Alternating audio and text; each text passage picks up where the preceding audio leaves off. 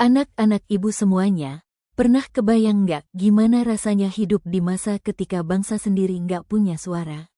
Semua aturan, semua keputusan dikuasai bangsa lain. Tapi tiba-tiba, muncul sekelompok anak muda yang berani bilang, kita harus bangkit, dan disitulah cerita kebangkitan nasional dimulai.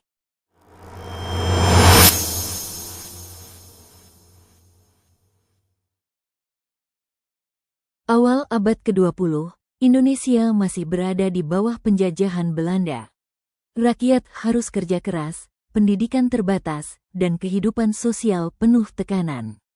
Tapi justru dari kondisi inilah, benih kesadaran lahir. Orang-orang mulai mikir, kalau kita tetap terpecah, selamanya kita bakal ditindas. Dan pelan-pelan, semangat itu tumbuh. Di tahun 1908, ada sekelompok pelajar Stovia. Mereka masih muda, tapi punya keresahan besar. Rakyat kita kurang pendidikan. Kalau terus begini, bangsa ini nggak akan maju. Dari pemikiran itu, lahirlah Budi Utomo, organisasi modern pertama di Indonesia. Namanya sederhana, tapi tujuannya besar, memajukan pendidikan, membangkitkan persatuan, dan membuka masa depan yang lebih layak. Hebatnya, pendirinya bukan orang kaya atau pejabat. Mereka adalah anak muda, sama seperti kita sekarang, punya mimpi, punya semangat.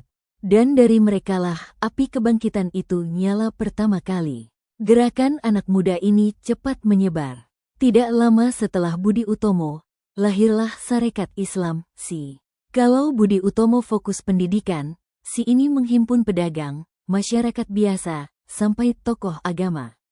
Organisasi ini membawa energi yang baru, gerakan rakyat.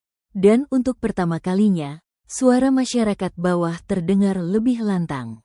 Mereka mulai berani menuntut keadilan dan melawan kesewenang-wenangan.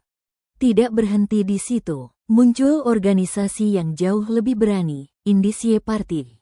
3 tokohnya, Douwes Dekker, Ki Hajar Dewantara, dan Dr. Cipto, menyerukan hal yang luar biasa untuk zamannya.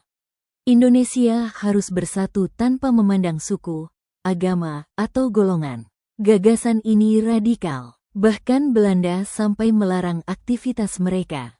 Tapi ide itu sudah terlanjur menyebar. Bangsa ini harus satu. Setelah berbagai organisasi muncul, masyarakat semakin yakin. Kalau kita bersatu, kita bisa merdeka. Inilah titik penting kebangkitan nasional. Bangsa Indonesia yang selama ini diam, mulai berani berbicara. Yang dulu takut, mulai berani berkumpul. Yang dulu terpecah, mulai bersatu. Ini bukan lagi sekadar organisasi. Ini adalah gerakan bangsa. Dan hari ini, kita menikmati hasil dari keberanian mereka yang hidup lebih dari 100 tahun lalu. Kebangkitan nasional bukan hanya tentang sejarah, tapi tentang pesan bahwa perubahan besar selalu dimulai dari keberanian kecil. Kalau mereka bisa bangkit di tengah penjajahan, maka kita pun bisa bangkit menghadapi tantangan zaman sekarang.